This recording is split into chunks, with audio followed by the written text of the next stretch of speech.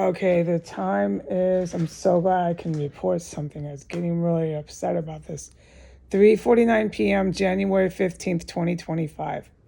So there's massive fucking terrorism going on inside of 1509 S Street Northwest. I can't get into the details. I won't forget about it, okay? It's massive, over, outright, in your face, felony, violent, fucking Muslim terrorism. And at the same time, there's all these helicopters that are coming over the house and doing all the obvious stuff that they do. And then at the same time, Biden's down the street. He can hardly talk. He's completely, well, I can't recall the word because I'm so traumatized. Biden he's just out of it. You can tell how out of it he is. They've got the other one involved with Al Qaeda and the Saudi Arabian terrorists. They've got the female vice president. She looks like a thug. Like they become what they are after long enough. She's making all these thug, like she's a gangster on the corner. Like, or here, there's another example. Like she's a Russian mobster. If you want white and you want black, so I sound like I'm just making my point, okay? Watch her today. She's making all these. I'm a thug. I'm tough. I'm queen of violence. There's no violence these fucking retards are gonna ever accomplish, okay? Except this whore and gore on S Street. This is all that their name is gonna go on in the history aisles. Is fucking cannibalism and everything else vile and putrid. That's what Kamala Harris, Joe Biden, and Blinken go on in history columns and books. Okay, so this peace deal is fake. Those protesters that they're showing on the news are some of the very people that the IDF, the Israeli military, arrest in Israel for attacking and spying and being with the Arabic organized crime, being with Hamas terrorists. They're always in the city of Israel, like Tel Aviv and some of these cities. They're planted there like they're stupid. And they protest, but they're with Netanyahu. They might not say they like him, but they're with this organized crime network that's been funneled and supported by Saudi Arabia and Hamas terrorists, organized crime amongst in the Middle East, and it's been supported primarily by Jewish Americans in America. So when you read these convoys go over there, it's just more Arabic organized crime coming from the White House, because we know that that's what's standing there on the stage today, saying there was this historic peace deal. This peace deal is going to last a matter of hours. In a military perspective, there is no peace deal that ever was processed and that makes any sense. It's just more television. And all the attorney general that Donald Trump thinks he's sending in, this blonde, platinum bleached, platinum blonde, it's just not even appropriate, for this sort of stature of job in legal affairs. It's a practical joke. She lost her case. And law, I don't have a lot of words to recall, but law is a male-dominated profession. There is an actual reason for that. It doesn't mean women can't do as good, but it's just not as common. And so then we have the woman that loses cases, is always on TV with platinum blonde hair being put in for attorney general. So there's a lot of very skilled men and women in America who are not evil, who are not attacking their country, who are just rolling their eyes at the AG that's going through Senate confirmation. So that's for TV, and that's what I want the public to understand. She's for TV, the bright blonde hair and this job that she's clearly not qualified for. In fact, she loses her cases. So this is for the television. The peace deal is for the television. Put all our Arab mob that's in the White House, put them on the TV right now. Put them on the TV, announce this great, amazing peace deal. Well, you have actual bona fide military members going, what peace deal?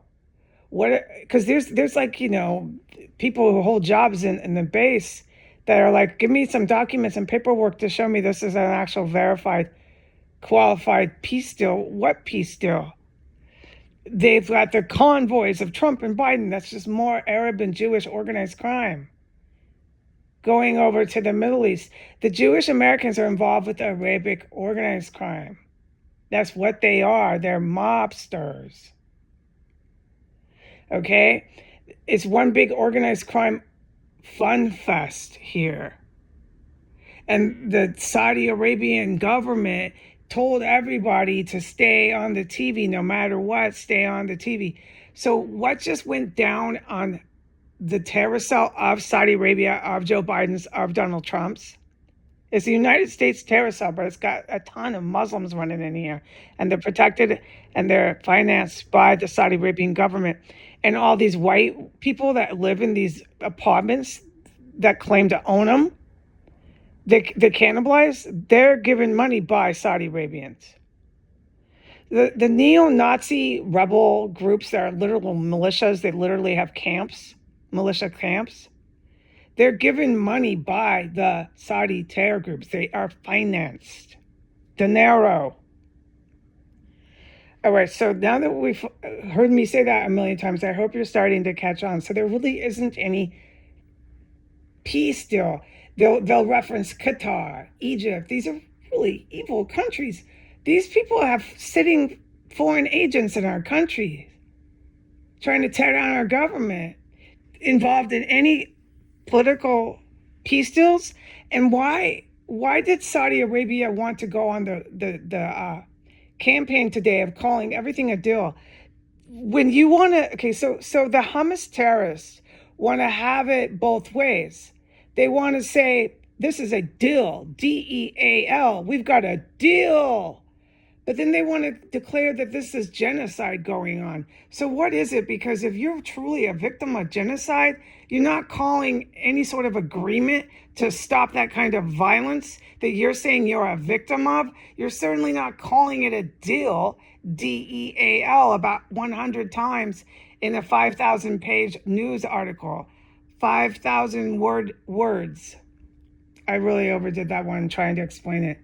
So the news article was written by scumbag domestic terrorists that are employed at these news agencies to cover everything up that happens in the United States. It's probably about 5,000 words.